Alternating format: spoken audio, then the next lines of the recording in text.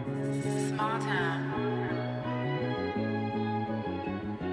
Damn, that's you strictly.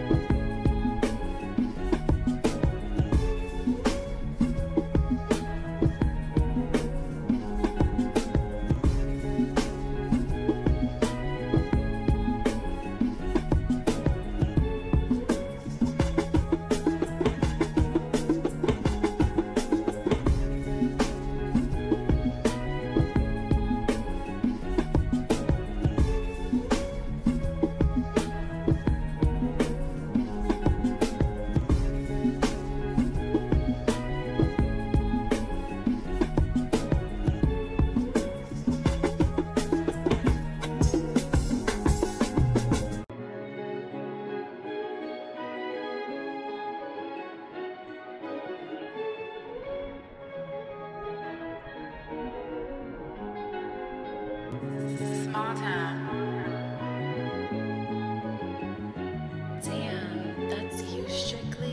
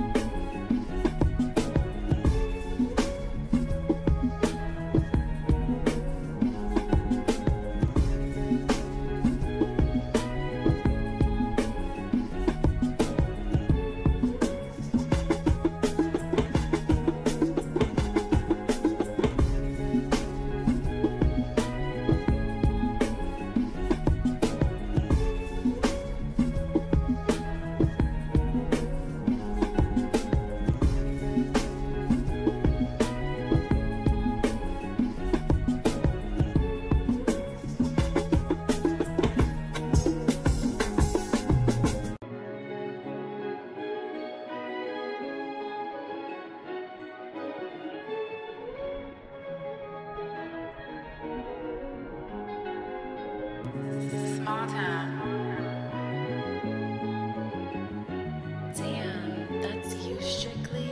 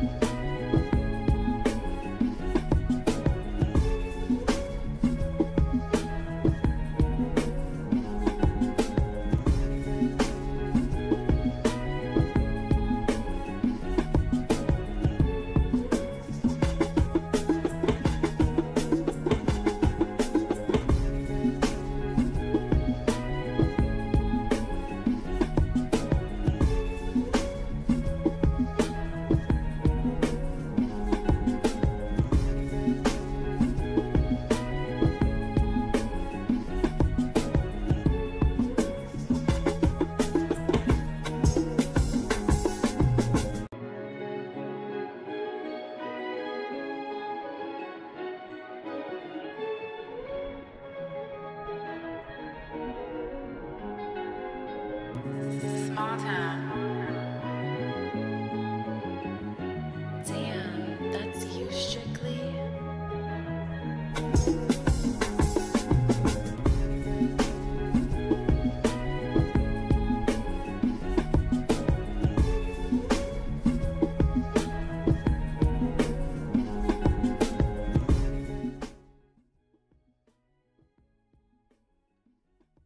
Welcome back to the All Things Sports Podcast. I'm your host, Julian. I'm here with my co-host, Big Kev.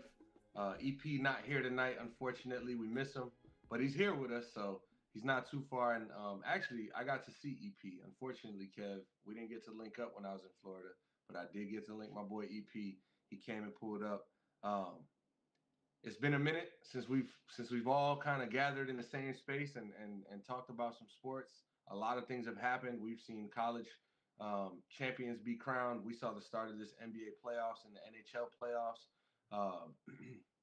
And then this weekend we got to see the NFL draft and what it finally was going to be for all those who decided to come out and try their luck, i.e. Quinn Ewers. But nonetheless, I hope everybody here is good. I hope everybody home watching is doing good.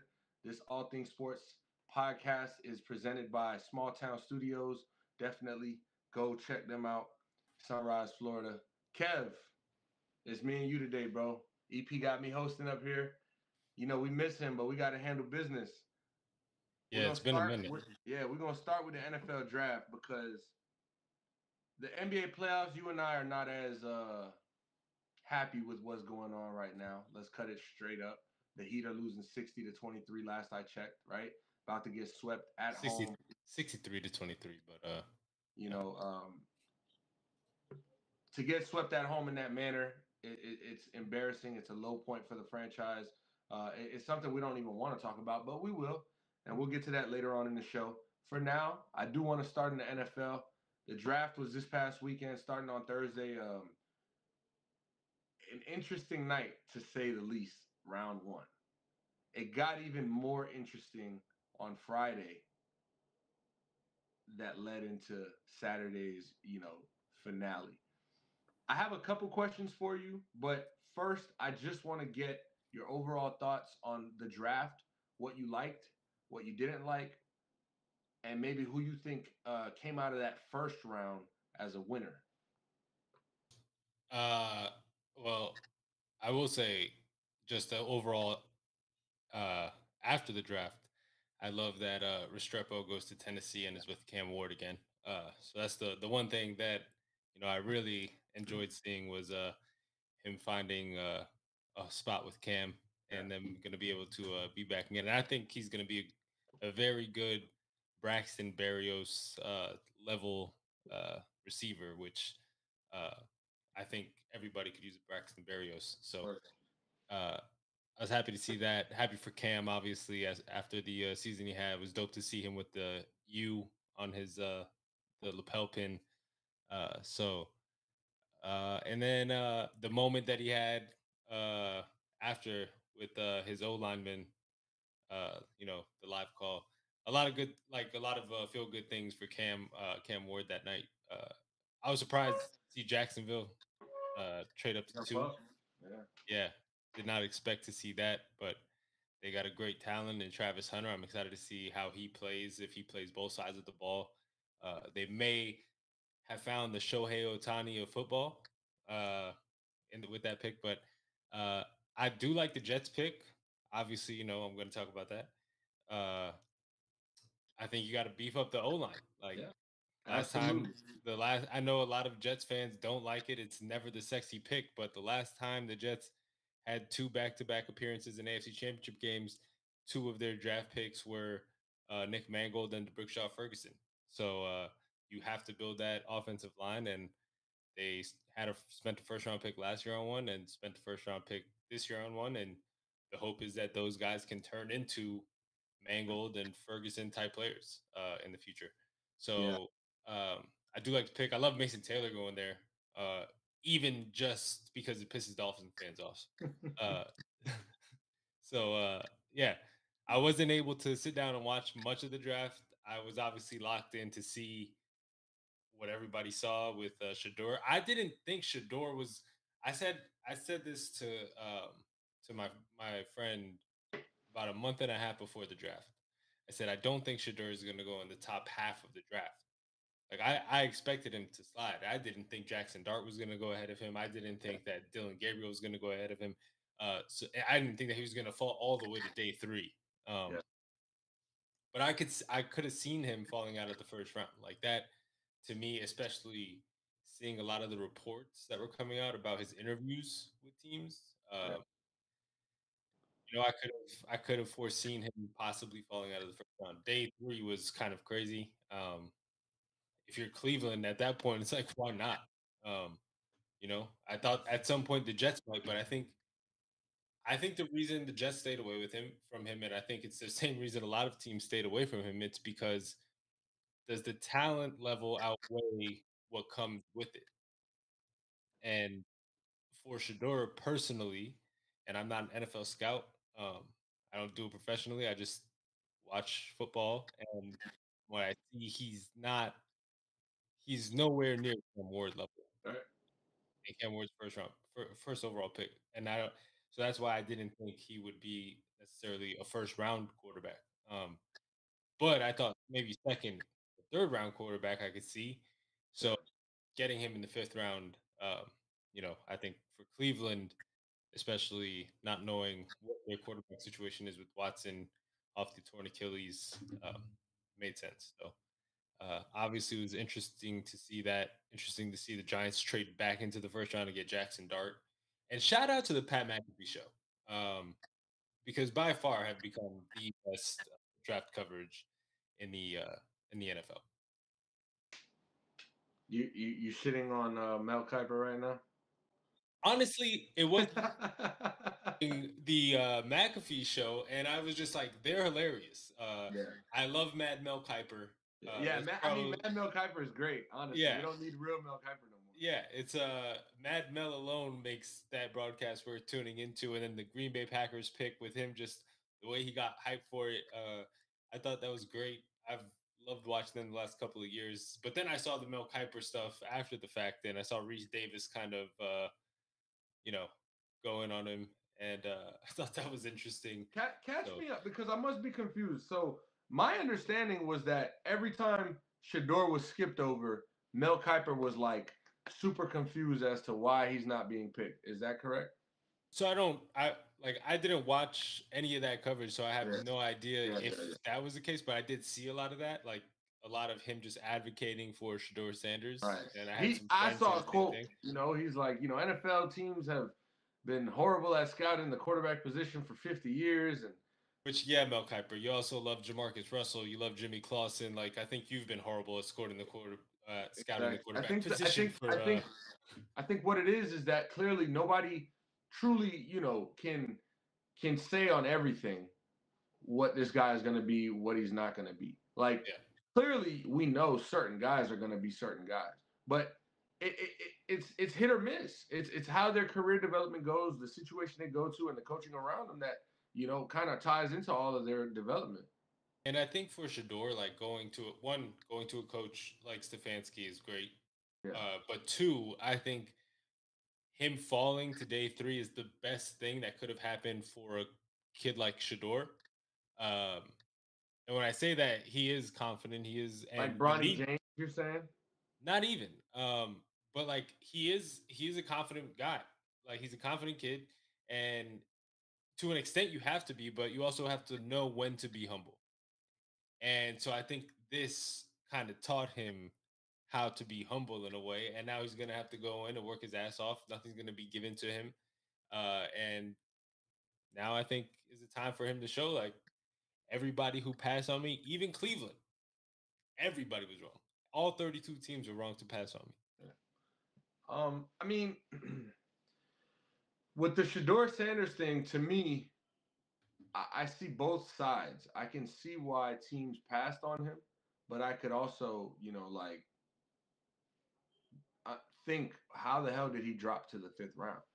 He might not be a first round talent, and that's okay. You still pick talent that isn't first round talent in the first round because one opportunity, you don't know if you're going to be able to snag him later. But he's not a 5th round quarterback. Yeah. He's definitely better than that. And the NFL clearly got their message across that you're not going to be the engine of this whole thing, for whatever their reasoning is. I'm not saying I agree with it, but I do, think it was pretty clear that the NFL owners were sending a message by, neglecting the fact that Shador Sanders is a top quarterback in this draft class. Whether you want to put him at 3, whether you want to put him at 2 or 4, that's up to you. But he was picked, what, 5th? As far as quarterbacks go, I think it was Ward, Dart, more than that. Ward, Dart, Gabriel, Shaw. Shaw. Yeah, I think he was Chuck. I think he was number 5, if I'm not mistaken. So it's all an odd situation, but it's also not something for us to necessarily go back and forth about anymore, right? He has the opportunity now. He's drafted to the Browns, who ultimately we thought he'd possibly end up there, 5 months ago at number 2. And if you're Cleveland, imagine if you had kept the 2nd pick and took Travis Hunter, you'd have Travis Hunter and Shador in a way that nobody thought would have happened. But I will say on draft night, like after Pittsburgh passed on him, I thought, okay, this is going to be a Geno Smith type situation where everybody going into the season thought Geno was first pick. Even after the season, there were people saying he could have been the first overall pick, and he ended up going day 2. Yeah. So that's what I thought was going to happen with him, was he was just going to go early round 2. And once I saw him start to slide out around 2, I said, okay, this is that was good. crazy. It got crazy, man. It got crazy. I do want to go back to the first thing you mentioned, Cam Ward, because I love Kyle Brandt. Shout out to Kyle Brandt. You know, I really appreciate the NFL Network and their crew of coverage. I mean, you got guys like Michael Robinson, Peter Schrager, Kyle Brandt, Nate Burleson used to be there, and Kay Adams was there. I mean, that was an amazing team. And so Kyle Brandt just emphasized how, or the lack of Cam Ward talk, the lack of, like hype around this pick. For me, if you were to ask me, Kev, who do you think won the draft, or who do you think had, the answer to me is Tennessee. I think Tennessee got the best player in this draft, and they got a quarterback who can change their trajectory by 180 degrees. He can literally turn this thing around, bring in a guy like Restrepo, who, and no, by any means, I'm not saying Cam and Restrepo duo is going to be the reason that the Titans, get back to relevancy. But you're putting, to me, they have an understanding. What they watched at the University of Miami was the best quarterback last year and one of the best wide receivers in the nation, and a chemistry that they grew. And Kev, we watched it night in, night out, or week in, week out. It was a thing of beauty, Cam Ward and Restrepo's confidence with each other and chemistry, and their savvy, the way Restrepo runs his routes, to understand where his quarterback's eyes are going to be. And to me, they're going to help each other be great in the NFL. What I mean by that is, whether it's in practice and Restrepo's getting those reps in with with Cam Ward, and Cam Ward just has somebody that he's comfortable with to throw the ball to. And then on the other side of it, Cam Ward, who's your face of the franchise, he's going to be the one that dictates ultimately how many touches Xavier Restrepo can get when he's on the field given opportunity. I mean, he's not going to, Jacoby George, right, goes to the Panthers. Shout out to Jacoby George. Bryce Young doesn't know him like that or trust him like that, right? He's a 6th-round pick or undrafted free agent. It might be a practice squad.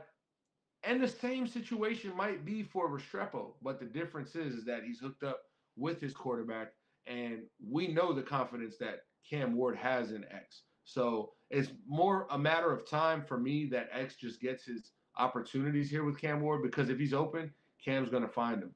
But back to my original point, the Titans won. This is the singular player in this draft, in my opinion, that can take this franchise and get him out of there. Get him out of there. And I say that with respect to Travis Hunter. I think he's phenomenal. I think he's going to have an amazing career. But I can't speak on the Browns. I can't. Like we've seen it far too many times. We thought things were going to change. We thought they were in a great situation. We thought the coaching was better. We thought they had these all-pro players, and it hasn't fixed. I would like to see it before I believe it. Jags. Right. Yeah. Right. So let me just. Hey, you could have applied that to either team, and with the Jags, it's like they have been relevant, right? They have won some meaningful football games in recent years. They don't have all of it together, and they're missing some pieces. I think Travis Hunter is an amazing add to that team because of what he can do on both sides. But if we're being frank, I think Travis Hunter needs to stick to the 85% this and the rest on that. I wouldn't put 60-40, 50-50 one, because I don't know that he's going to be able to come out and be your number one corner and go lock up DK Metcalf and then be your number one wide receiver and have to run routes on Joey Porter Jr. It seems like a tall ask. And, that's fair. It's these guys are all pros, but I think you stick him where you feel like he's best and then put a package on the other side of the ball for him for, 10 to 15, possibly 5 to 10 to 15 plays a game, and see how he can impact the game that way. You don't want to take away from the type of player he is, the confidence he has in himself to know that he can go out there and play both sides of the ball and give the team all of his sweat equity. But it's also about being smart and managing this guy's career. It's a young front office over there in Jacksonville, and I understand the elation and the, I guess Madden-like vision they might have for this roster. But at the end of the day, body preservation is one of the biggest things for these guys these days, and we see guys get hurt um, playing one side of the ball, very often. So for him to come in to the NFL and try to play both sides, it's gonna be tricky, and I'll root for it, but I don't know that we're gonna get elite on both sides of the field.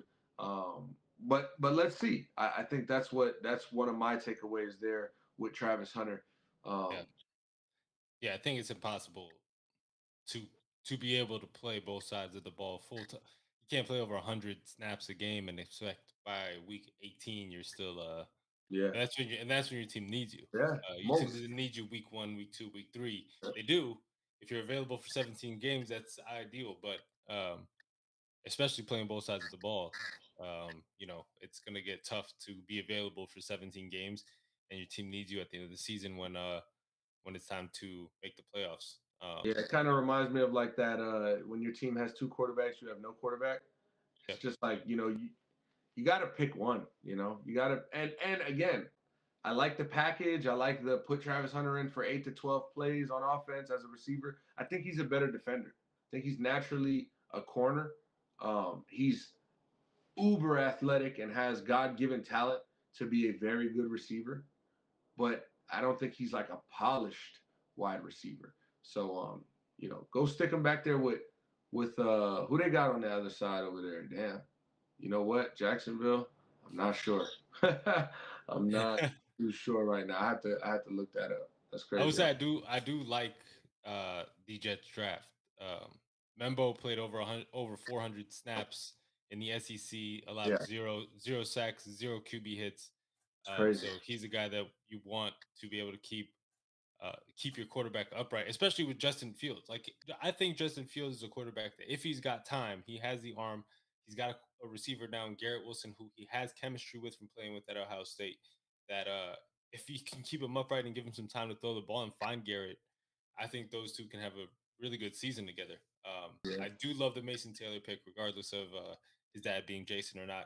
Um, Jason also played for us in the AFC Championship game season, so he's got some experience with the Jets. And then our last two picks, Francisco Mauigoa and Tyler Barron, two University of Miami defenders that I always love to see some players going to the Jets to keep cheering those guys on. So happy to see those two. And Yeah. also like Malachi Moore, second team All American safety out of Alabama. So Yeah. good draft for the Jets. Malachi Moore, I think he can really come in and do some damage there. That's a good pick right there. Yeah. I really like the 19th pick, Emeka Egbuka going to Yes. Tampa Bay, man. I mean, that's a steal for me because this team was a few receivers away. Godwin, a healthy Chris Godwin, who knows what that playoff looks like for them, It was unfortunate how their season ended so abruptly after, the Mike Evans blows a tire, Chris Godwin goes down. Mike Evans has enough to come back. You got a guy like Egbuka who's NFL ready. Chris Godwin's coming back. Your team is still the team. You didn't really lose much. And he's got a quarterback who's willing to air it out. And now you have three receivers who can really go and get it. Obviously, we got to see he has to prove himself, like Buka, but there's nothing telling me that another Ohio State receiver is going to struggle coming into the league, especially with a guy like Baker Mayfield throwing it to him and Chris Godwin and Mike Evans as your X and your fucking Zeke. You know what I'm saying? And so I think they're cheating because it's like Tampa Bay, every team has goals and holes to pause, need positions of need. Hey man, positions of need. But this team to me is a playoff ready team that with a guy who can come in and be NFL ready, like say Chris Godwin was all the way healthy, they had a nice three, and Mike Evans was good, and they didn't have Bucky Irving. Maybe they go and get Genty. You know what I'm saying? Like to me, that was a team to like do that, to where it's like we really could just get a guy, a plug and play guy, like brother. Jahad Campbell falling to Philadelphia. It doesn't make no sense to me how Sadly. I don't know how he was like the fourth linebacker taken defensive end, but they got Abdul Carter was an edge. Uh Shamar Shamar Stewart, Stewart and James Jalen Pierce Walker. Jr. All right, it's a deep class. I'll give him that. But to get him at 31, not have to trade up. They didn't trade up, They did they? did. They did with Kansas City one They spot. traded Yeah. up one pick because they're like, you know what, Kansas City probably fucking get him. Like Well, I'm also wondering if Kansas City called them and said, "Hey, somebody's trying to trade up. Do you guys want to trade up?" fair enough. Like nobody was really thinking that, but I don't know. I was thinking Yeah. because otherwise, if you're Philly, I don't know.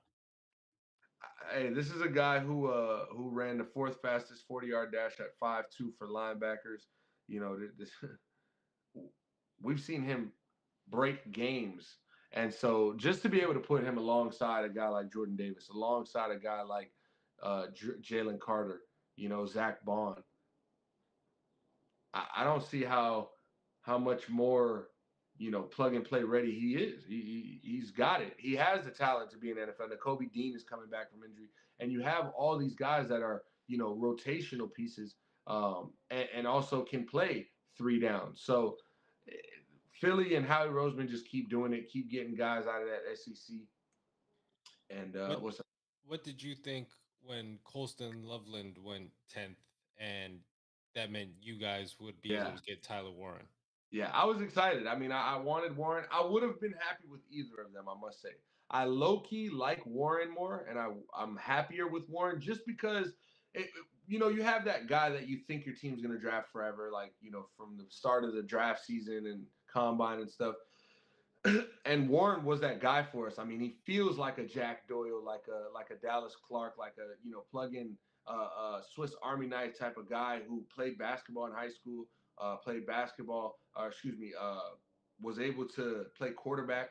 He can do a lot on that football field. He can run routes, he can run the ball, he can throw the ball. Not to say we need him to do all of that, but he is a multifaceted talent, and I think he's also a really smart player with physicality. So what we're getting is a great player who you could say could have went earlier. With talent wise, was the need there? Was the need there for teams? Maybe not. Did is he the first tight end taken? No. And I think in this modern NFL, the Bears looked at it. They said, "Yeah, we want the more athletic, explosive guy, a little bit taller receiver tight end." But to me, when you put the film up against each other, you're just going to see a winning player and a guy who gives it his all, a guy who fights for every down, pass blocks, run blocks, isn't scared of contact. And so it's exciting for me as an Indy fan. What's not, though, is just, man, I don't know if it's going to be Daniel Jones throwing the ball. At this point, Riley Leonard might get a snap before Anthony Richardson. So let's hope Anthony Richardson can come into camp focused, more mature, and put together a trustworthy camp so that there's no doubt he's the day one starter, and it's his job till he officially loses it, which he shouldn't. But I also understand politics. I saw what the Colts did last year to this guy. I'm not going to say none of it was deserved because there were reports coming out that Anthony Richardson, was late, wasn't really all the way locked in. And yeah, there's no place for that. So it's not about things being justified or not. It's just about the willingness that the Colts were to express, hey, we don't need you. And that's scary when it's like that wasn't the press conference energy, right? Like Jimmy Yeah. Butler came into camp saying he doesn't care about the money. He wants to win a championship with his team. And lo and behold, comes March or April or February, excuse me, and he's fucking crying and bitching about a contract. he's gone. And so, it can happen, but hopefully, camp goes good for Anthony Richardson. I'm rooting for him. He just got another weapon, and he should be elated. We also drafted DJ Giddens out of K-State, man. That's a dog right there. So, like, to think, Jonathan Taylor and a DJ Giddens, who DJ Giddens to me is a steal where we get him. Jonathan Taylor was a steal in round 2. I think he was pick 20 in round 2 or pick 32, something like that. But not 32. Pick 2 in round 2. Something like that. But to me, the value was there. I did have concerns with him being a Wisconsin back and, playing fucking all those games in college and having all those touches. But at the same time, it's proven that he's an elite running back. So I'm excited for DJ Giddens to be able to pair up with him and learn from him and just give our quarterback more weapon to work with. So the Colts, I think we had a solid draft. I got to do some film research because we got some guys that I wasn't too familiar with, but I know our offensive lineman. We drafted a tackle who is like one of the biggest guys in the draft. And you mentioned it. You started off the show talking about the Jets picks. You have to build from the trenches. Even when your trenches are decent, you still got to address, right? We need rotational pieces. We need guys that, when this guy goes down, he can step up, and we're not going to just be a liability on this side of the field. So it's heavily important that your offense and defensive lines are accounted for. And I like what Aaron Glenn is doing in New York. I mean, last year he wasn't there, obviously, but you mentioned you drafted your first round offensive lineman, and you do the same thing this year. And it's not about can we draft Genty. It's not about can we draft Warren. Justin Fields, he'll figure things out. It's not to say he doesn't have any weapons. You guys have Breece Hall. You guys have Garrett Wilson. You know what I'm saying? For me, it shows that this is the first step, but it shows that, again, Aaron Glenn looks like he wants to do things the right way, and start this from the ground up. So as a Jets fan, you should be excited with the new life, new energy in the building. Yeah, I think it's like you said, you got to start in the trenches, and that's where they're going. I like it. A lot of fans don't like. The Cowboys did it for years. The Cowboys, I think, took 3 offensive linemen in the first round, back to back to back. They're all pro. They were all pros, and were the reason for a lot of their success. They never won a Super Bowl, never got to a Super Bowl. But if the Dez Bryant catch is a catch, who knows where they would have gone. So they were competitive in all those years with Zeke and Prescott and Dez. So. And I think a lot of that should have been attributed to their offensive line. Yep. So absolutely. I do like that the Seahawks got Sam Darnold, a weapon, in Elijah Arroyo as well. I thought, obviously a lot of bias, but I think he's going to be the best tight end out of this draft. I love the way he runs once he has the ball in his hands. I just think he looks like no regard for whatever's in front of him. I mean, his athleticism is off the charts alone, so it's exciting to see that. This was the Colts took Kylen Granson, who, by the way, I'm so happy he's off the team now. Kylen Granson, never liked him. I think he was class of 2021. Never liked him. Never been a fan. And then the Texans, right after us, go and take Brevin Jordan. And hey, Brevin Jordan, hasn't necessarily made the biggest name for himself, but I think that through the injury and all the things considered, it's been pretty solid. He has had a bad start to his career. I wouldn't say Brevin Jordan is bad. I think he's come along later. And last year he kind of, I don't know if he was battling injury, but I didn't hear his name too much. However, Kylen Granson's not on the Colts anymore. You know what I'm saying? We just drafted a tight end with our first round pick because we went with him instead of Brevin Jordan. Not just because, but I was salty that day because it's like, damn, you see a guy at the U for a couple of years and you're like, yeah, I would like this guy to be on my team. I have to root for Cam Ward. I have to root for him. I mean, he's a number 1 overall pick, best quarterback. I mean, he's brought me some of the best memories in my Canes fandom that I can remember since when it was starting, you know. And so for that, I owe it to him to cheer for him. I can't hate on him, but he plays for my rival, right? He plays for my rival, and so when it's time to play us, yeah, it's definitely going to be us versus them, and I'm choosing us. But I'm more at the point where I want the Colts to feel the pressure to get better. Um, and I'm a root for the Titans to win games if it comes with Cam Ward being responsible. You know, if that's the case, yeah, win as many games as you can and put pressure on these boys right here to, you know, maybe get better, maybe try to win this division because it was ours. It was ours for the longest. Then something happened, something else happened. Quarterback retires. We couldn't find it again. So definitely looking forward to that. I don't know if you have any more draft topics you wanted to talk about, but I feel like I feel like as far as this weekend, I mean, shout out to all those who got drafted because I think Lewis Riddick was talking about this on First Take this morning. Um, you know, people don't respect the process of what it is to be a professional athlete or what it takes to at least get to the point where you can call yourself a professional athlete. And so, you know, it becomes the night of the draft and everything's so beautiful, but all the emotion comes out because of the things, the memories, the time you put in, you know, the sacrifices you made. It's all like, wow, this was the benefit from all of that. And it kind of just brings you to that moment with the prank call, right? With Shador Sanders. And it's like, you know, a 16-year-old, yeah, I would understand. 15-year-old, you know, grow up. But like a 20-year-old, 21-year-old man who's the son of a coach should have more integrity than that, if you ask me. I don't think it would ever be or ever have been in my thought process, my book, my funny joke book, to call an NFL prospect and tell him his life is about to change and then tell him, well, I'm just kidding, you gotta keep waiting.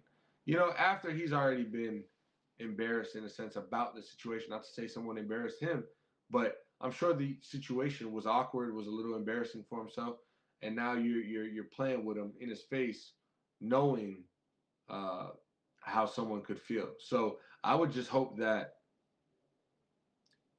as people we be better. You know, it's not that hard. It's a simple ask. We don't do it all the time, but just let's just be better. That's it.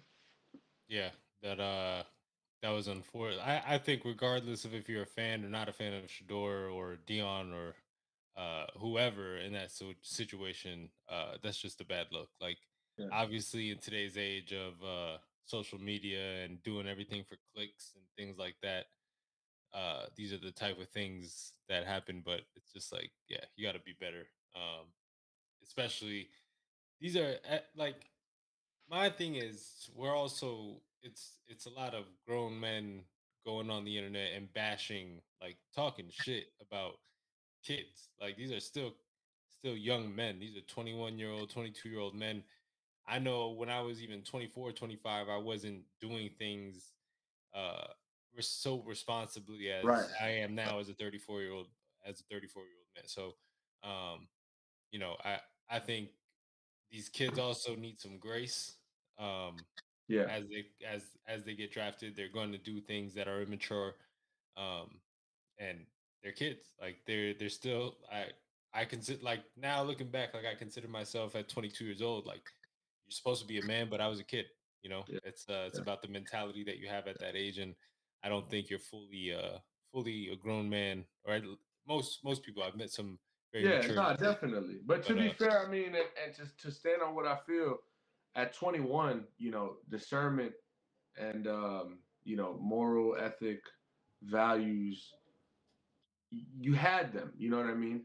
Um, and so, would you prank call the Chinese store to call the other Chinese store at 21? oh, and when I say that, I'm not I talking understand. about No, the I prank understand. callers. I'm talking I about understand. the kids being drafted.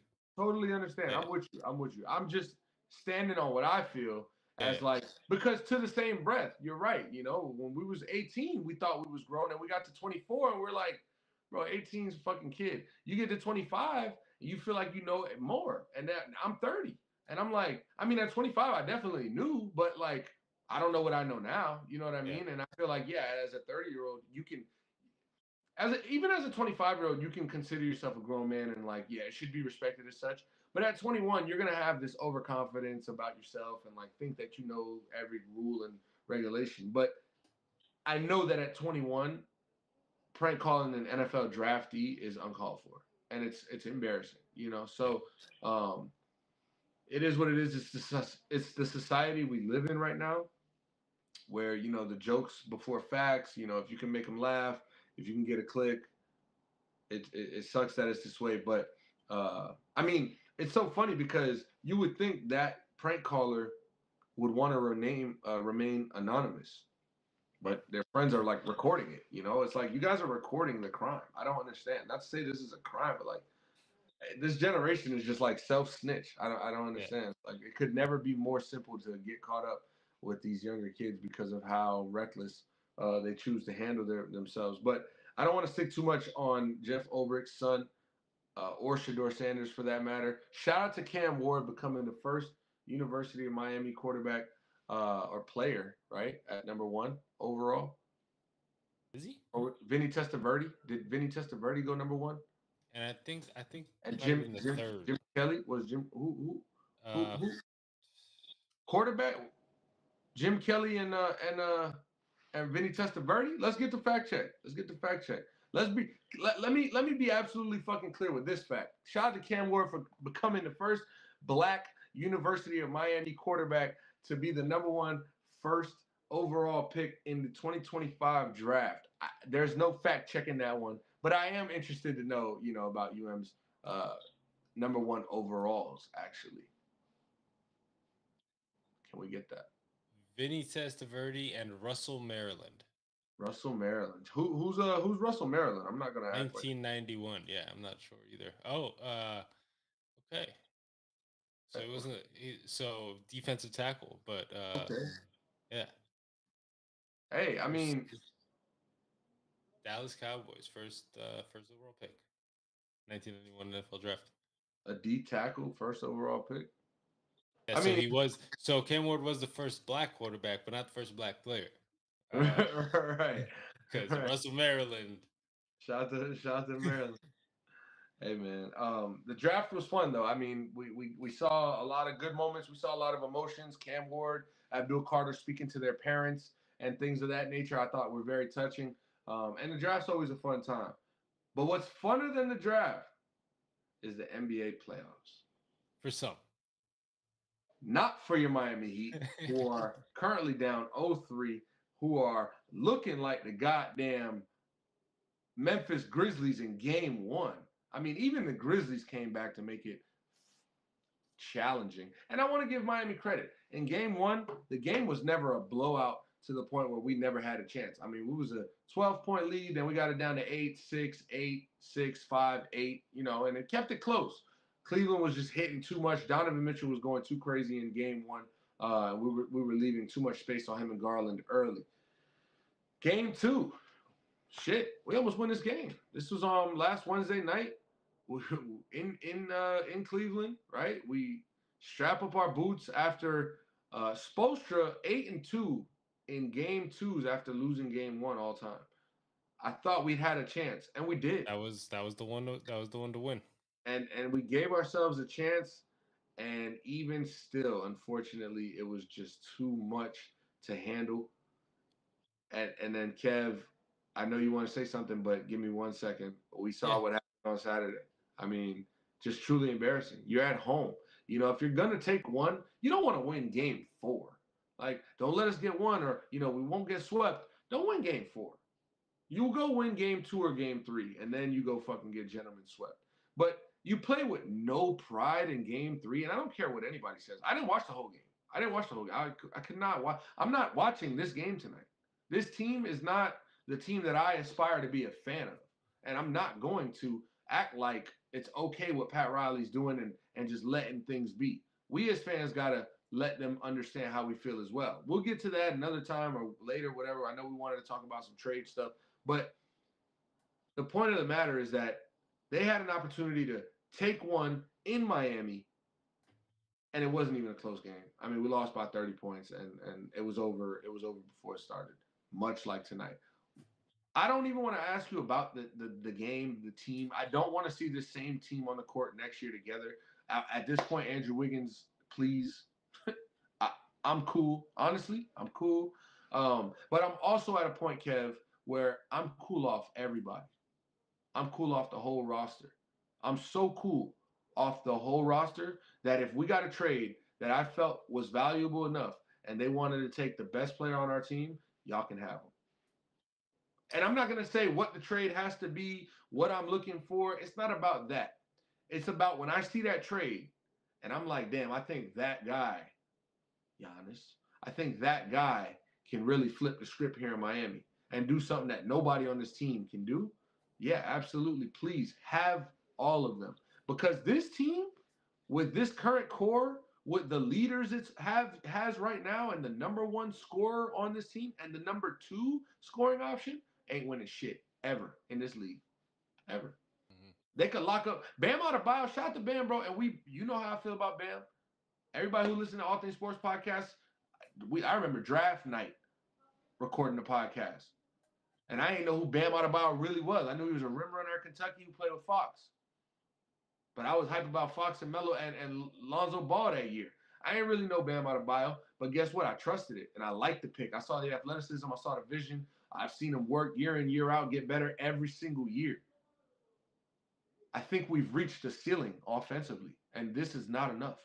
As great as you are defensively, clearly, it's not going to win us a championship. Yeah. And you mentioned Giannis.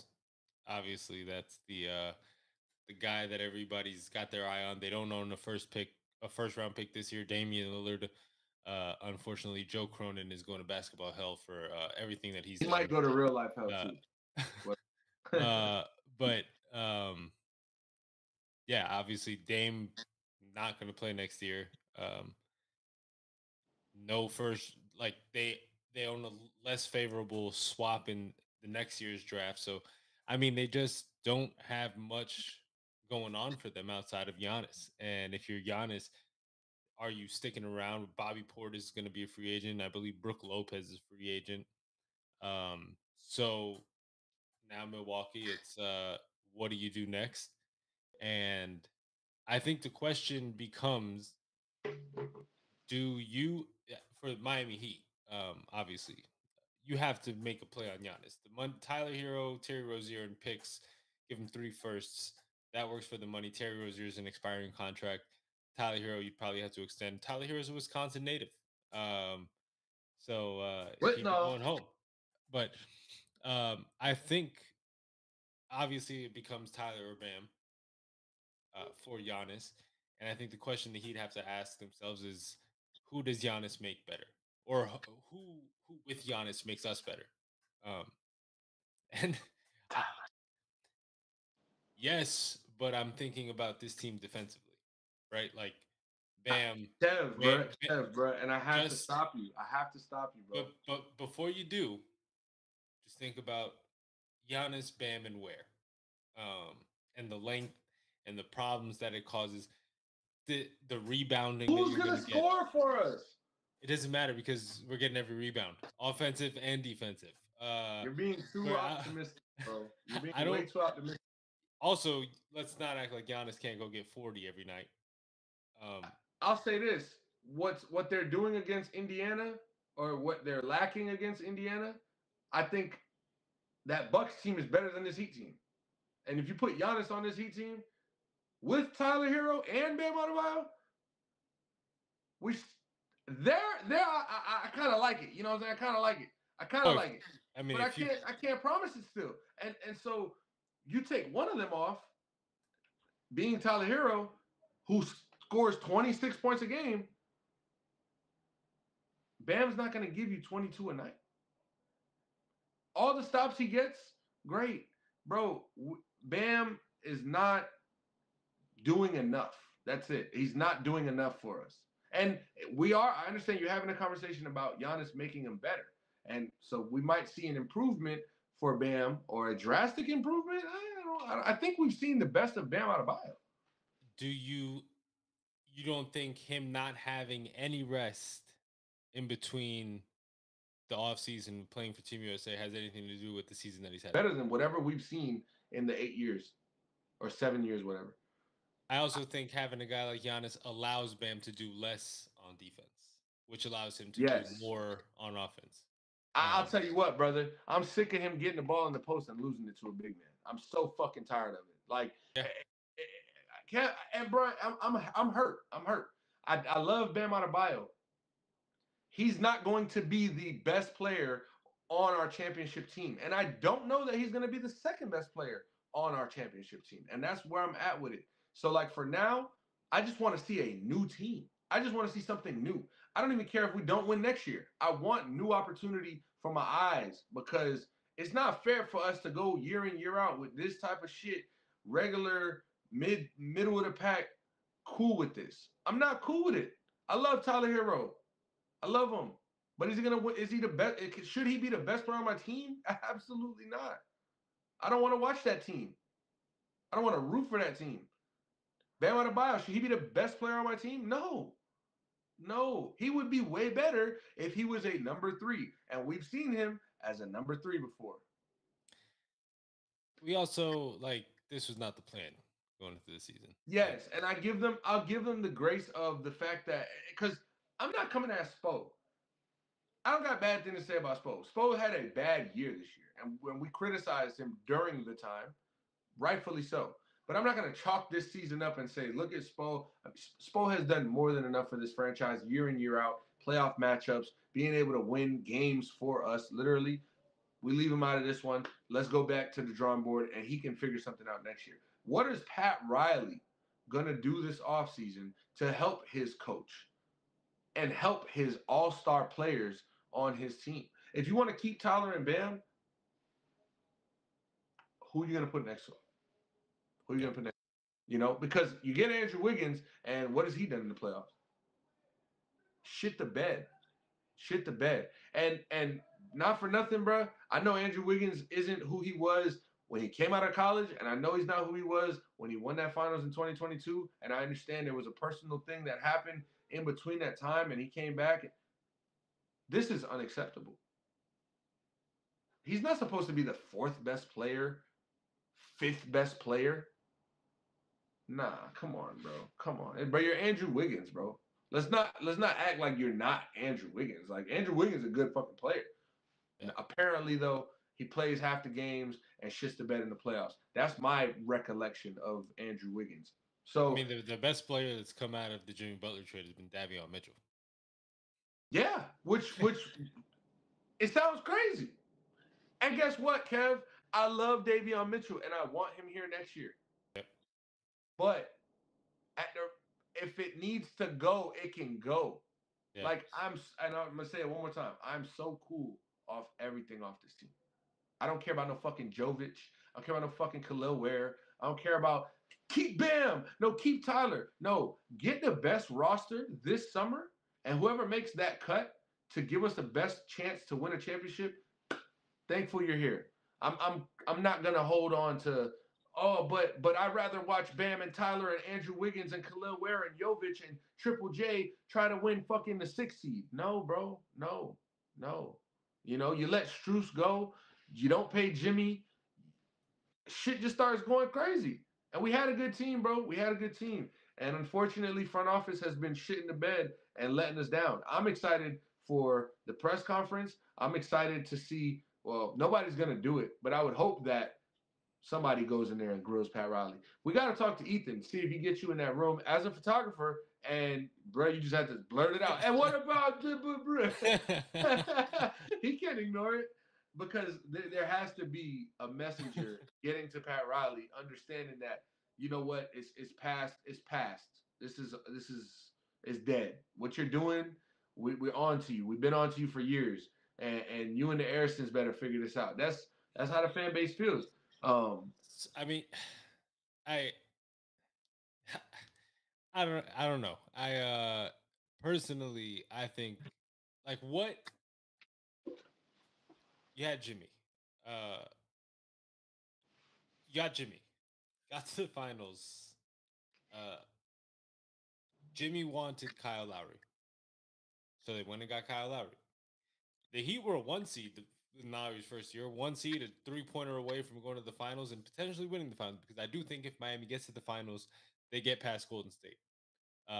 They just had the team that year. That was the window was a 1-year window with that roster. With PJ Tucker playing the way he was playing, with Jimmy playing the way he was playing, everything was clicking for that team, and Kyle playing the way he was playing. Fuck, I can't even. It's no, fuck Miami Heat front office and all. I mean, they could say it. You could say it if you want to. I'm just I think you got Kyle Lowry for Jimmy. It worked for a year. Even then, you got to the finals as an 8 seed the year after. And then, But why are we talking about? And then the Dame thing, I will never in my life put the fault on the Heat front office for the Dame thing. That's I don't fine. think it's fair to when you That's had a guy fine. who We was don't have unwilling to to. work with. We don't So have that's what to. I'm saying. There's a lot of things that I feel like were almost out of their control. That have affected I wouldn't. the way I this would. roster I'll is say shaped this. up. I'll say this. With Dame, I think we still could have got him. I think we it would have been worth the sacrifice of one more young player and not to be stingy enough to feel. I understand it's like, bro, you're taking advantage. But what are you here for? Are you here for the now player? Or are you here for the guy that is going to try to help you guys win in 3 years? Because Jovic, Triple J, what's the issue? Send him. But the problem is, how can I know what you want if you won't even engage with me? That's the biggest issue. I can't make. think I it can't got even. to that. I think it got to that point though. I don't know that it. I don't know. And look, okay, you know what? I'll give you that. Dame Lillard, Kyle Lowry, we'll give them that. What about last year? What about last offseason? Right? What move was there to make last offseason? Sign Jimmy. Okay, wait. You don't want to. You don't have to, right? Everybody has a choice. So what are you going to do about it? Because high and dry, that's where we at. High and dry. We got left high and dry. Yeah, we got Andrew Wiggins and Davion Mitchell and Kyle Anderson. Not to say it was I don't know why we got. I don't know why we got.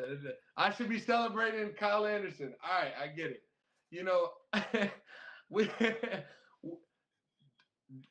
Am I supposed to be happy? I was not happy about that. The fan base was not happy that we got these guys in a trade for Jimmy Butler. The fan base was like, bro, this man just fucking assed out, left us high and dry, got suspended, made a joke out of it, and now we'll take back these 3 players who are good players, but haven't played together and also haven't played with these guys. So we have to scramble now. You guys should have known if you're not going to pay Jimmy, the way Jimmy is, you can't tell me in 6 years you don't learn someone. And so if you knew you weren't going to pay him, you had to know what was coming with that. And I'm not going to forgive them for that because they didn't have a second option. They didn't have a plan B. They didn't have well, we're going to do this since you want to do that. It was, fuck, at this point, what's the best thing we can take? And I think that screwed us up. I think that really screwed us up. So, okay, next year, right? Let's go into this offseason. This is going to be one of the bigger off seasons since the LeBron James offseason. And this offseason, if they don't do anything, then I think it's fair to say, okay, what are you doing? What is your plan? Okay, but is it fair for me to feel like we're not going to do anything this offseason?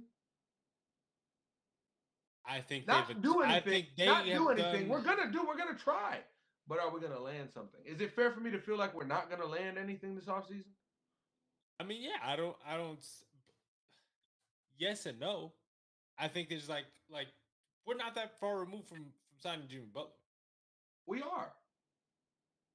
And then we're not that far from. I think we are. I think. And then we've been less far removed from signing who was supposedly one of the better free agents of that offseason in Kyle Lowry, who was also Jimmy's guy that Jimmy wanted. I don't. You know what? The Kyle Lowry signing was good. I'm not gonna act like at the time it was a good. It was. It ended up being 1 year. He played clutch minutes for us. I'm not gonna deny that. But like, I'm gonna Kyle Lowry. Did we win? No. And at the end of the day, my thing is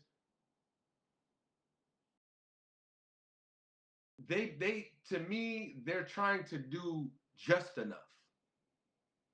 And it's like, no, we need to do the most. Bro, look at Boston. The once the Dame thing went, and then they trade Drew Holiday to Boston, and then they get KP, and we're sitting here looking like the same ass team that just lost. It's hard for a fan to have hope. And I understand your perspective and trying to be positive because I've been that till probably a few hours ago. You know what I'm saying? Like I'm really coming along to what I feel strongly the more I talk about it. Because 40 points at home in a playoff game is unacceptable, bro. It's unacceptable by all means. 100%. This And showing you told these guys to go win in Atlanta and go win in Chicago so that you can not have a draft pick. okay, so you expect nothing to happen this off season and go into next season and expect this to be a lottery team.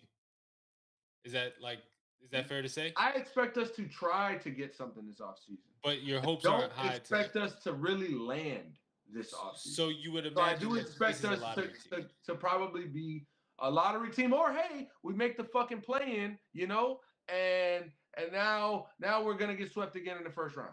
So if this team is a lottery team next year, getting into the playoff this year benefits us because next year the pick would have been unprotected. If that's the goes one of logic two we have to ways. go with, I think that's the fans' way to look at it. Like, all right, well, I guess on the green side of things, you know, but like, that's not the plan. But to me, when the current owner, when Mickey Harrison bought the team in 1995, since then, third best record in the NBA. Yeah. Like, so for me, it's like, at what point are we looking at that and being like, this team just keeps like, no matter what the situation, they find a way to bounce back. They've always found a way. I think like you lose Alonzo Mourning to a kidney issue when he goes to New Jersey. Yeah. Like you draft Dwayne Wade, you win a championship, you get LeBron, you end up losing Chris Wade Bosh. to an injury. Yeah, Chris Bosh. Bosh, you get like they've always found a way back. So for me, it's like there's always been down years in between those. But and you're absolutely Josh right, McRoberts. You're absolutely right. I think for me, it's more of like a lost hope. I'm not gonna tell you the Heat don't bounce back. I'm not gonna act like I don't have any credit to give. I've always clamored the Heat and the front office and how we still find a way to even make the playoffs, still find a way to win a series. It just feels different these days, is all I'm trying to say. The frustrating thing about it is those teams we knew were going to be bad. These teams have two young guys who have made all-star teams now, who have been in finals games, who are getting paid almost $200 million. Yeah, and the paycheck. Like so. Mm-hmm. I think, but there's a middle for me. Like I feel you, but like I just feel took me a too. step down, and you're still there, you know. And I'm not gonna try to sell you to come down here because it don't feel good. It don't. And I want to take the step back up, but I'm not going to until late July, until August, until I see what training camp looks like. Because who's going to be on this roster next year that's going to send us not home when we could be in the second round? I will say, of everyone in the play-in or the lottery, I think the Heat are in the best position to be able to take a step into that direction because you do have, like I just said, two young players. Yeah, man. Have made also. I mean, you know why? Because we shouldn't be a fucking play-in team. But there's trade value in Tyler Hero, and there's trade value in Bam Adebayo, and I think Tyler Hero's this season fine. Like if that's what they do, I trust the front. Like I will trust the front office because they've proven that the moves that they make can put them back into that championship conversation. So if that's the move they feel they need to make, then that's the move they need to make. And if they're that confident or like convicted that like, yeah, this is the move we got to make. Like I'm with that because at this point, seeing what I'm seeing this year, y'all haven't proven to me why y'all should be on this team. or like not why I should be on this team. Shout out to Tyler Hero. I don't want this to get confusing. All-star year, an amazing season, his best year of his career. He's just not a number one. That's not what we need Tyler Hero to be. So he's in a shitty situation that he made the best of, and I want to give him all the credit for that, as I did all season. I'm not saying he should have been in the playoffs. I'm not. He's performed. We just don't need Tyler Hero to be the number one scoring option on the Miami Heat. It's nothing personal, bro. It's nothing personal. We need a championship contending number one. And I Tyler, don't want to keep going on. well, I'll let you finish off because I do feel for the listeners. We done turned this into the Heat talk, and unfortunately, this is the last game of the season for us. So let us take it there, you know. But what you got, Kev? no, I was just gonna say Tyler admitted as much, like with the Yeah, comments about yeah, needing Jimmy. Like yeah. I think he knows that the scoring, the offensive load can't be on his shoulders every night. There's gonna be nights where he can give you 40 that you need it, but he can't go out and give you that every night. And I don't think it's unfair what he said. Not at all. So Hey, I just it's a little salty, you know. It sucks getting eliminated in the playoffs, especially 4-0. But at the end of the day, this team wasn't good enough. I do want to give them a shout out for giving effort. This team doesn't go out there and bullshit and not try. Unfortunately, they're just not good enough. So thank y'all for the effort. You know what I'm saying? Coach Spo, day in and day out, trying to game plan for the next Pat Riley, Mickey Arison. Y'all got to figure this out, bro.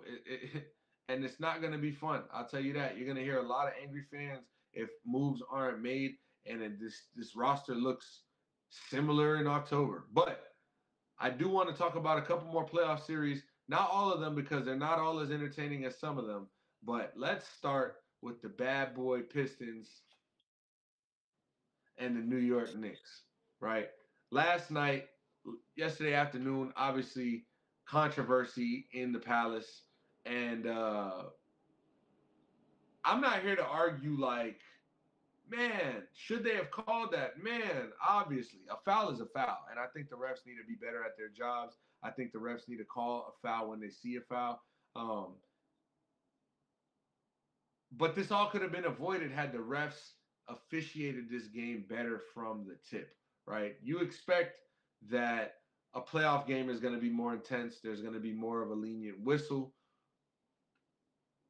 It should never get to a point where the whistle is so lenient both ways to where on the last possession of the game, you have an obvious foul, obvious shooting foul, and you let it go because the way the game was going. That's not basketball. And so I don't blame the Knicks. I don't blame Josh Hart for fouling. I don't this is on the referees. They set a bad precedent for the game. And all game they followed it. And so it makes sense why the foul wasn't necessarily called. I mean, to an extent, not for me, but I could see why someone would say, well, that's the way they were calling it. At the end of the day, Kev, as a referee, you have one job, call fouls. And you shouldn't let any emotion. You shouldn't let the fact that it's the playoffs. Obvious, clear shooting foul from the three. I mean, that's disgusting. That was disgusting. I'm not going to lie. I'm not mad or sad that the Pistons lost. I mean, I think the Knicks will win the series regardless. I would like to have seen them get the fair opportunity, right? But at the same time, they could have put themselves in a better position to win this game. Jalen Brunson goes down in the fourth quarter, and we thought it was over. I was like, you know what? Knicks lost their swag. They done lost the lead. Detroit piping up right now. Jalen Brunson's going to be out. Lo and behold, Jalen Brunson comes back, puts up 15 in the fourth. How? How do y'all let this happen? You know, how do y'all let him just come back and take over? Clearly, that's why he's the clutch player of the year. Shout out to JB for that. But I think this is a loss on the Pistons. You know, the Pistons lost this game. They had it. They had the game right where they needed it to be. They had the momentum. Momentum. They took the lead late. The injury gods kind of weren't on the Knicks side at one point. And then here comes cortisone Brunson, cardiac Brunson. And he showed why he's the number one player in this series. What are your thoughts from yesterday's game? Give me some thoughts on the officiating. What you thought from like the last second missed call, and then going into Game 5, like what do we think for the rest of the series? Yeah, I mean, I think both of these teams are just about as good as the other, and I think that's kind of shown throughout the series. Like there's not a huge one, two shots go the other way, and it's a 3-1 Pistons series right now. So I think both these teams are well matched. And the biggest difference has been experience in the playoffs. Detroit has none of it, and the Knicks have been there the last couple years. Few of these players have been there together. Cat's been to the Western Conference Finals just last year, so he's got some experience in the postseason. Plenty of experience for Cat actually in the postseason as well. So uh, you're seeing the guys who have been there make the plays when they need to, and the guys who haven't been there kind of not. And so Cade's been Cade's been good in the series. Obviously, he's you expect him to be with the type of player that he is. But I just think the Knicks right now have the experience edge over the Pistons, and it's kind of showing down the stretch in these games. I'm excited to see Game 5 because I think that Detroit's going to come out and play with a lot of pride. Ultimately, it seems like the Knicks probably have this where they want it, in the Garden. Uh, But and this is a game the Knicks lose, like typically. So yeah, like if you're the Knicks, come out and win the game. I, And I I think think if you're Karl Anthony Towns, come out with the same aggression as you did last game, and you guys don't lose. Um, he's the X factor in this series, at least for the Knicks, in my opinion. I would, OG Anunoby to me would be the X factor going into the Boston Celtics series if they were to come out and play the Boston Celtics next round. But for now, it's Cat. Cat makes all the difference. I mean, Jalen Brunson's gonna get his 30 plus. If the role players around it, Bridges can find it and stay there. If OG can put up at least 19, 20 points, Cat getting that 25 to 30, you can't beat that. You can't beat that. And they've shown it in Game 1 and in Game 3. So, or yesterday in Game 4. So, yeah, I mean the Pistons out rebounded the Knicks by 16. yeah, I mean, that's Without what without Karl Anthony without Towns. Isaiah Stewart. That's what Without happens when you Isaiah got Stewart. Karl Anthony Towns in there. I saw a guy who posted a girl. He like took a picture. He was at dinner and he posted a girl, but he put blurry on her face. He said, "I call her Cat because she don't want to be in the post." it's, like, it's funny, and it just goes like Cat is a 7'2" guy.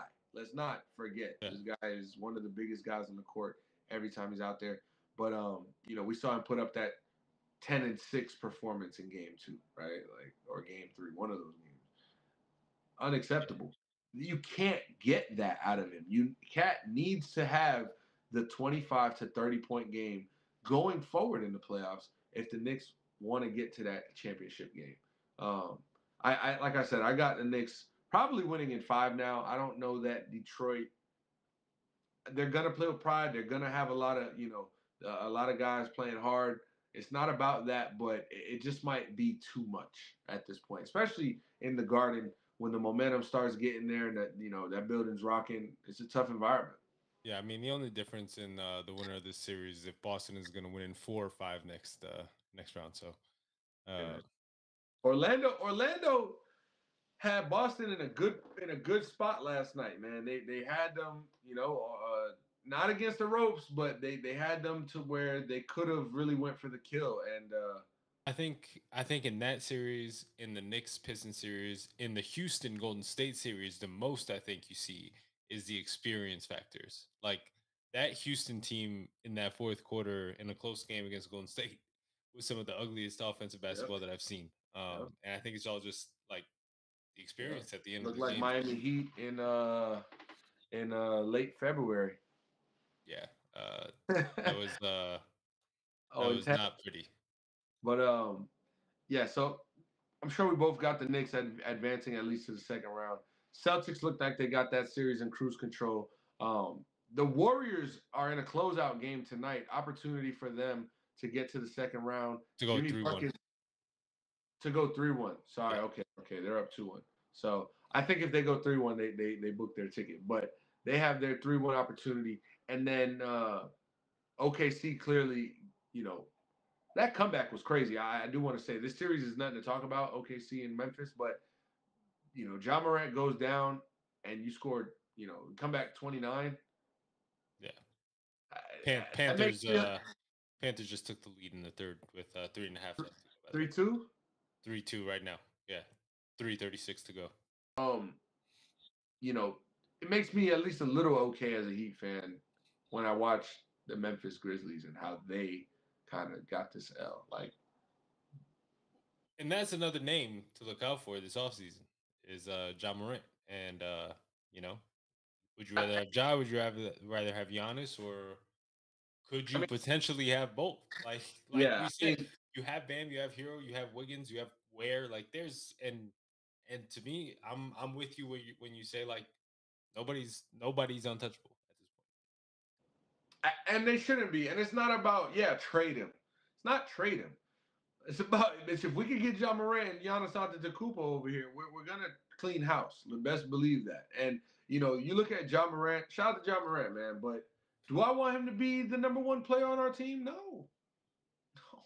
I think we've seen what Ja Morant is as the best player on his team. He needs help. He needs help, and he needs help from someone that's better than him. And that's okay. Kyrie needed help with someone that's better than him. You know what I'm saying? It's okay. It's okay. But when the pride goes to the side and you can face that reality and you can, you know, check your ego and do what's best for the greater good of the franchise, try to win, that's when you start to see the benefits. It's hard to play against or with someone that's better than you and accept that. As a guy like Ja Morant, who's a number 3 pick from Murray State, who you can't tell him shit. It's hard to, I'm sure it's hard to accept that. But as a professional NBA player who has dreams and aspirations to win a championship, all of that shit has to go. All of that noise has to go. And you have to be willing to do whatever it is for 48 minutes a game when you're on the floor. So, yeah, would I love Ja Morant here in Miami? Absolutely. But please do not bring him if he's just going to be the best player on our team. It seems pointless at this point. We need a star, Kev. We need the star. We need the guy. We need the number one. We need the big. That's what we need. So Giannis, we're gonna cry about it for free agency this year, and we'll campaign. We'll you make some graphics or whatever. I don't know, but we'll figure something out for Giannis to Miami. Whatever the trade package got to look like, send it in like word to Marino. But um, it's unfortunate with Dame Lillard, you know, going down, an Achilles injury. His right hand man Giannis, he don't got enough. You know, this team don't have enough. We knew that when they traded for Kuzma and had to get rid of Chris Middleton. It just seemed weird and odd this year. Um, the role players aren't the same as years past. Um, but the Lakers, Kev, the Lakers are down 3-1, going against Minnesota's Anthony Edwards, going back to LA for Game 5. In a extremely pivotal game, obviously elimination game. But you win this game, you could spark something. You could spark something. You win this game. You lose this game, and JJ became the coach of LeBron James, and then Luka Doncic and LeBron James, and lost in the first round to Anthony Edwards after they traded Karl Anthony Towns for DiVincenzo and Julius Randle. So, what do you think about the Lakers being down 3-1 in general? Two, what is it going to take for the Lakers to do the 2016 Cavs versus the Warriors? I mean, that could very well. You have two players who could easily make that happen, in Luca and LeBron. Um, I don't know that it will, because I think Anthony Edwards is just I don't he wouldn't allow it to happen. Um, but Julius Randle's been playing really good basketball as well. So if you can have Julius Randle and Anthony Edwards play consistently good offensive basketball, and Julius Randle, I think, has been stepping up on the defensive end too. So uh, I think he's playing inspired right now, at least from what it looks like. Uh, but yeah, I mean, it'll be interesting to see what that team does in the offseason. The Lakers, I'm talking about, if they do go out in the first round, especially what moves they make. I don't think they trade for Luca and immediately think with the roster that they still do Right. It's have a that champion, it's right? Like yeah. But however, they played themselves into that conversation. Um, I, that's what comes with it, and that's cool. you won 50 games. Where you I don't believe they were on track to win 50 games when They weren't Anthony on Davis track was there. to be a fucking top 4 seed. Yeah. So you get Luca and you play yourself into that conversation, much like the Warriors did with Jimmy. Like they played Yeah, themselves into the 100%. championship conversation, and so now that's what's going to come with it.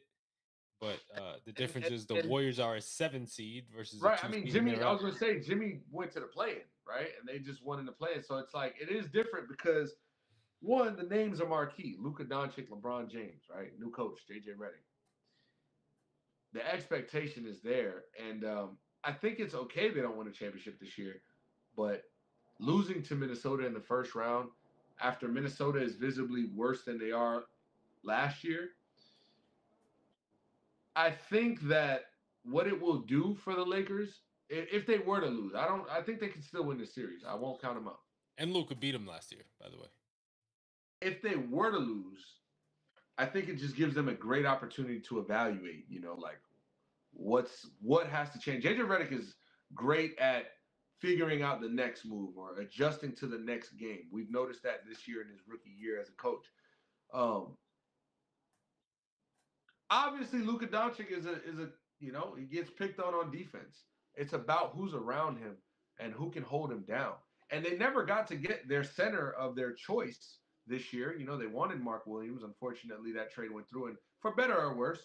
But JJ Redick is going to be able to take a step back at the end of the year and say, all right, well, I don't want this. I don't want this. I don't want that. We need something like this, something like that. And I expect that next year's Lakers are going to be what they ultimately want this year's Lakers to be. And it's because of, you mentioned, they didn't start the season this way. You know what I mean? They were a bad team early. They were struggling and not like a horrible team, but they weren't nothing special. We weren't talking about them to seriously win a championship or even compete with the Denver Nuggets at one point this year. So credit to where JJ Redick has gotten them. Front office has brought them. LeBron James is still doing what he's done. Role players are playing good. They're in the playoffs. They're down 3-1 right now. They can still win. But next year, I think we'll have the better version, the reevaluated version of this Lakers roster. So Panthers win, by the way, go up 3-1. let's go, baby. And let's leave it right there. I mean, it's a hockey town, like you said. Shout out to the Panthers out of Sunrise, Florida. You know what I'm saying? Broward County, where the pro sports are won. You know. Kev, you got anything else you wanted to get into? You want to talk about real quick? Bring up, shout out. No, just I'm happy to have been able to get the chance to join you. It's been a while, so happy to sit here for a little while and chop it up with you again. Appreciate it, man. Definitely always good talking to you, man. Next time, hopefully we get EP. We'll figure that out. Shout out to me. I turned fucking 30 years old. You know what I'm saying? Last week. Thank God. And shout out to Caleb, bro. I saw Caleb is 1 now. You got a fucking 1-year-old son, brother. Yeah. He's getting old. Getting old. He's getting old, big. Bro. He's the best. So that's awesome, bro. Awesome. So did you wake up on your 30th birthday with your back and knees hurting already? You know what? I'll tell you this. I looked in the mirror and I had a gray hair right here. I ain't never seen a white hair. I never had. Yeah. God gonna show you. You know what I'm saying? But it's always good to stay humble and just keep reaping the blessings of life. So thank you, bro. Appreciate the time tonight. Barber's gonna have to start trimming the ear hair soon enough. Slow your roll. That's funny. But yeah, man, like I said, thank you guys for watching, listening. I seen some of you guys in the comments. Shout out to Cardi. Fuck, bro. It's all love. And yeah, man, All Things Sports Podcast. We're going to try to get out here Thursday. I'll be here Thursday. Hopefully EP can be with us. If Kev can't make it, y'all say bye to him now. Might not see him for another week or two. But I'll be here Thursday holding it down. So much love and respect. Appreciate y'all for listening.